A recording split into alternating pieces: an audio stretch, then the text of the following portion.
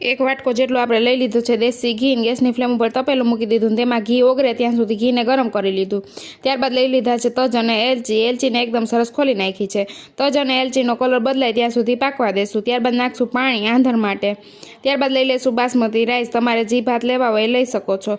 આપણે બાસમતી રાઈસને એકદમ મસ્ત ધોઈ લેશું અને હવે લીધો છે લેમન ફૂડ કલર, જેનો ટેસ્ટ છે ને બહુ મસ્ત આવે છે। આપણે આંધણ આવવા માંડ્યું હતું, ફૂડ કલર એડ કરી દીધું છે ને આપણે ભાત પણ નાખી દેશું। તો આપણા ભાત એકદમ મસ્ત નરમ થઈ જાય અને પાણી બળી જાય ત્યાં સુધી પાકવા દેશું। તો ભાતનું પાણી બળી ગયું હતું ને ભાત પણ પાકી ગયા હતા। ત્યારબાદ લઈ લીધી છે ખાંડ। જેટલા ભાત હતા એટલી જ ખાંડ આપણે લીધી છે અને એકદમ સરસ કરી લેશું મિક્સ। તો આ ખાંડનું પાણી બળે ત્યાં સુધી પાકવા દેશું, થોડીક વાર ઢાંકીને પાકવા દેશું। તૈયાર છે આપણે એકદમ સ્વાદિષ્ટ મીઠા ભાત। જોરદાર રેસીપી આપણે ડ્રાયફ્રૂટ ઉપરથી ઉમેરી દેશું। લોંગ વિડીયો આવી ગયો છે યુટ્યુબ ચેનલ ઉપર, તો જરૂરથી જુઓ। આ વિડીયો ગમ્યો હોય તો વિડીયોને કરી દેજો લાઇક, શેર અને સબસ્ક્રાઈબ। બહુ મસ્ત બને છે ઘરે એકદમ સરળ રીતે।